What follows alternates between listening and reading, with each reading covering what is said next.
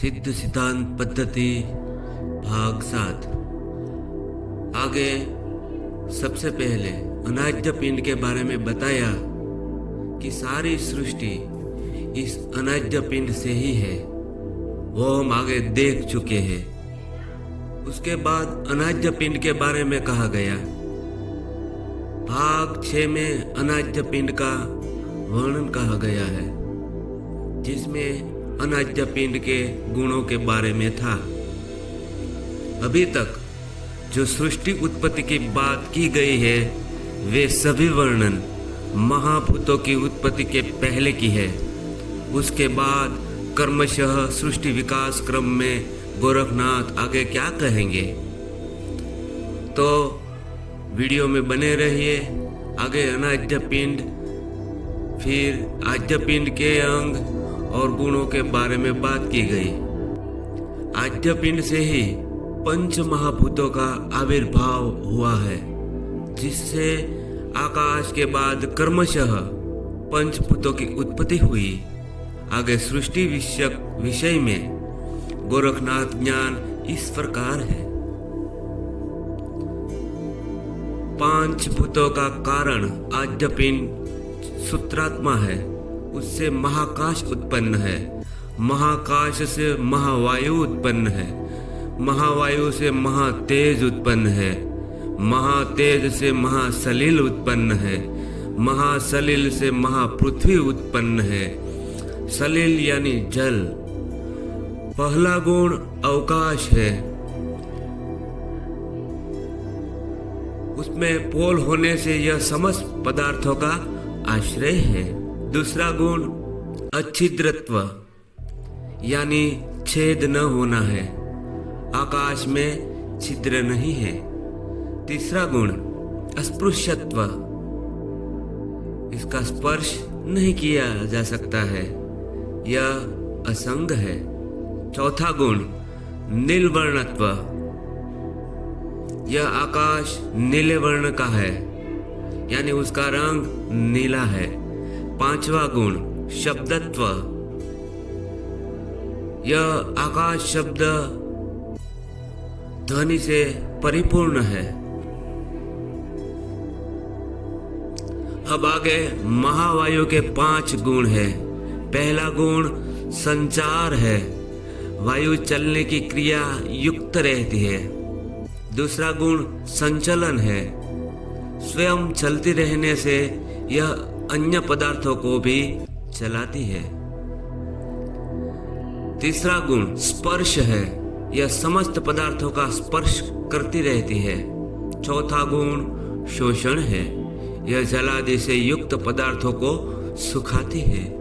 पांचवा गुण धूम्रवर्णत्व है, वायु धूम के रंग की होती है। महातेज के 5 गुण है।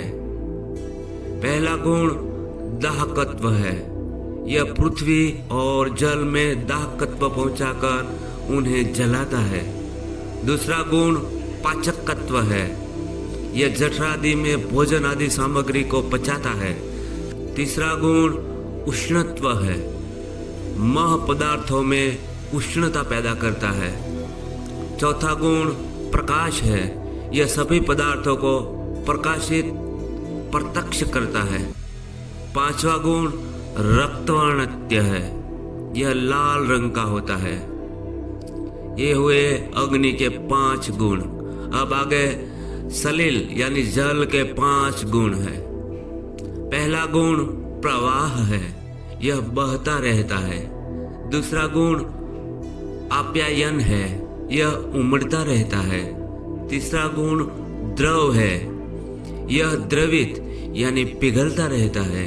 चौथा गुण रस है, यह स्वाभाविक मधुर और आस्वाद्य होता है। और इसका 5वां गुण श्वेत वर्णत्व है, यह श्वेत रंग का होता है। निर्मल रहना इसका स्वभाव है।